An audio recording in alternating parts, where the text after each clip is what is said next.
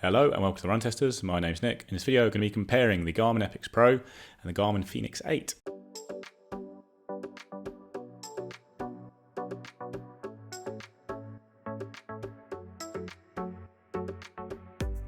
The Fenix 8 AMOLED came out recently to be the top AMOLED sports watch within the Garmin range. It came in and replaced the Epix Pro, which was the top AMOLED watch beforehand.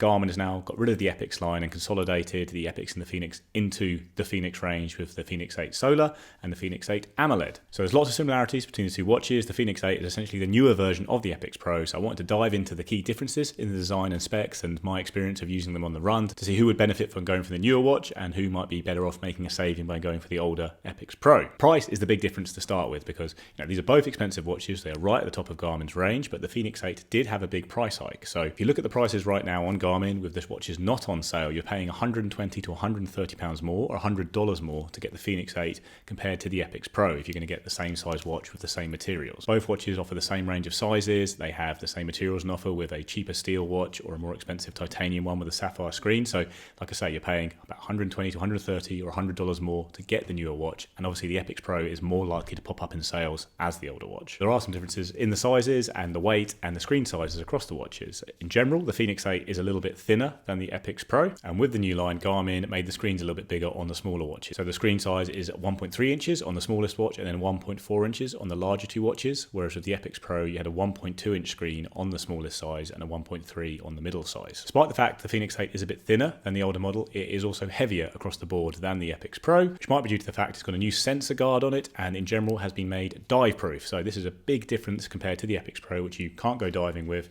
The Fenix 8 is dive proof to 40 meters. It has some new dive modes like for apnea diving and that kind of thing. You've got the sensor guard on the side there, and you've got leak proof buttons on the watch as well. Another big difference to the design is that the Fenix 8 now has a mic and speaker. You can take calls on the watch. You can give it voice commands and take voice notes with it and that kind of thing. None of which is available on the Epix Pro. We first saw this on the Garmin Venue line, I think, and now it's been brought to the Fenix 8. So it's a slightly smarter watch than the Epix Pro. There's also a new user interface on the new watch, like the menus and stuff like that have all been changed around a little bit. In general, there's just a slightly fresher feel to it. It's almost like a mix between the user interface on the Epix Pro and the 40965. It's kind of split the difference between those, and it does make the watch feel a bit fresher. You've also got things like new watch faces and that kind of thing, but it's all kind of stuff you get used to if you use the watch for a while. It's not a major difference, but it's a refresh that isn't being rolled back to older watches like the Epix Pro. And then another important difference between the watches is that you do get a battery boost with the Fenix 8 line, especially with the larger models. If you're looking at always on mode, like these are the two watches I've been using, which are both 51mm, and you're looking at like 2 or 3 days more use out of the Fenix 8 in always on mode.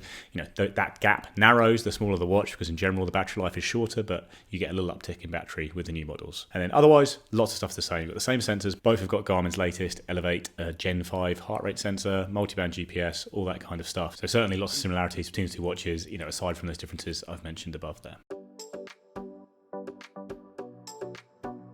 So in terms of my run experiences of the two watches, I use the Epix Pro a lot. It was my main watch for over a year, ran a few marathons with it and ran my marathon PB at London with it. And then since the Fenix 8 AMOLED came out, I've been using it as my main watch for the last 6 or 7 weeks at this point. So I've used them both a lot. I'm very familiar with Garmin's ecosystem. And I would say, for the most part, the core running experience is pretty much exactly the same with these two watches. That is to say, they are both absolutely outstanding running watches. I'd say, among the very best on the market for sure. And if you have the money, I'd say they're the best you can get. But actual differences I noticed between them were fairly minimal, but there were some differences and they might be more significant to other people, so we'll run through those now. In terms of accuracy, not much of a difference. The best GPS you can get is Garmin and Suunto for my money. I'd say those are the two that I've always found the most reliable with their multiband watches. And if you're using the Auto Select Sat IQ mode or multiband, you're going to get excellent GPS accuracy with both of these watches. They've both also been pretty impressive for me on heart rate accuracy, which I don't always get on that well with optical heart rate sensors. I still tend to pair an external strap, even with watches I find reliable, just to get more reliable readings. But these both, throughout testing, delivered pretty accurate results, especially in warmer weather. Sometimes in cold conditions, they weren't quite so good in heart rate, but I would say there isn't a difference between them. They've both got the same heart rate sensor, and both of them offer good tracking on that front. So the mic and speaker is a new feature on the Fenix 8. I will say it's occasionally been handy for me, like setting timers when cooking is something I like to do, but again, not a huge upgrade for me. That it's a nice feature to have. You'll know if you're going to use it a lot more than me, but if you're not, it's not something I'd say was a real, deal breaker between the two watches. Also, just going to say now, I don't dive. I don't go scuba diving. I don't don't do any kind of diving. So yeah, that will be a difference you know and care about if you already know if you're a diver or not. But yeah, I haven't tested the dive capabilities of the Fenix 8, I'm afraid. It's a running focused review, this. I will say though, I do like the new buttons. I think they're quite nice and tactile. I actually prefer them to the standard buttons on Garmin. So if you're worried about the leak-proof buttons being, something a negative in any way, I wouldn't. I like the new buttons. So the user interface on the watch has been changed considerably, and there are some nice new watch faces. Like, there's still more similarities than differences, I would say, to the previous experience of Garmin's, but I do like the new user interface on the Fenix 8. I find it does condense some of the stuff on these watches a little bit more sensibly. You have to get used to that still, and you're still buried within menus to do things like change the units on the watch, which I always find a bit surprising how hard it is to do that. But yeah, it's a nice user interface. I think I really like the new watch faces. You probably can get those in Connect IQ for the old watches, I'd guess, but overall, maybe that's a minor upgrade, but again, not one that I'd care too much about. Like if you bought a watch like the Epix Pro, you'd be planning to use it for a long time. You'd get accustomed to and enjoy using the user interface on the watch, I'm sure. I tested the largest model of both watches, and it is a large watch for both of them. Like the fact that the Fenix 8 is a little bit thinner wasn't something that I did really notice during my testing. They both felt like very big watches. You do get used to that. I mean, I prefer a slightly thinner watch, smaller watch myself, but it's not really a compelling difference between the two, except the fact that you do get the larger screen on the smaller models.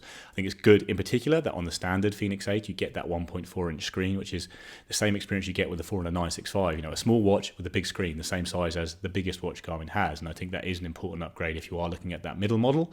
A 1.3 inch versus a 1.4 inch screen isn't the end of the world, but it's definitely nice to have the bigger screen. It is something you notice as a larger area to look at on the run in particular. Battery life definitely has been better with the newer watch though, so I am a fairly heavy user of these watches. I have the screen always on throughout testing of both of them. I run pretty much every day, and certainly had spells with both watches where I was running every day for extended periods like a month or so, and for the most part the Epix Pro would last me 9 to 10 days in a charge, which obviously is very good for an AMOLED watch, but the Fenix 8 would last me 12 to 13 days in a charge, and that's really impressive. So that's with using the auto select mode for GPS, so you are going to get a little uptick in battery, which will be more noticeable with the larger Fenix 8. If you're getting one of the smaller models, you'll still get a battery boost, but it won't be quite as noticeable, I don't think. And then last thing to note, obviously this is not something I've experienced, but I imagine you will get longer term support from Garmin for the Fenix 8 in terms of software updates. They've been pretty good, I'd say, in terms of the updates they've brought to things like the Epix 2 and the Fenix 7, and then indeed the Epix Pro and Fenix 7 Pro. Like, I think you are still getting everything that's really important. For future-proof purposes, you can look at the Fenix 8 as a safer option, especially if it's got that new user interface, which isn't going back to the older watches. But that's something to bear in mind. As ever, if you're looking at an older watch, you might not get software upgrades for as long as the newest watch. So when it comes to the verdict, I say if you are a runner and you don't have a clear use case in mind for things like the mic and speaker or that new dive proofing, I would say the Epix Pro is the better value option of these two watches. It just gives you the same excellent core experience. You've got the same accuracy, same excellent training analysis, music, maps, all that stuff. And you're probably going to find it in a sale at some point, especially around Black Friday. So unless there's something startling that you see in the spec list on the Fenix 8 that you really do think you need, I would look at getting the older watch. It's really matching all the key features for runners. Two things that are upgrades, I think that anyone would enjoy with a new watch are the bigger screen sizes on the smaller watches and the battery boost you get. But I'd say those probably wouldn't be deal breakers for me if you are looking at saving hundreds of pounds or dollars. In general, I would say that probably the biggest upgrade you get by going for the older watch is often that you can get the titanium watch for the same price as the steel model of the new watch, and getting that lighter watch by having the titanium one with the stronger sapphire crystal screen, I would definitely say would be my preference to have that in the Epix Pro over a new steel Fenix 8, just because you're getting that improvement in materials, which I think is more important than having the newer watch. So yeah, I'd look out for deals on the Epix Pro myself. These are, I think, among the best watches you can get. And I do think the Fenix 8 is the best sports watch you can get, full stop, but you can pay a lot more for it than the Epix Pro, I think, and there's a great watch there that hopefully will be in sales.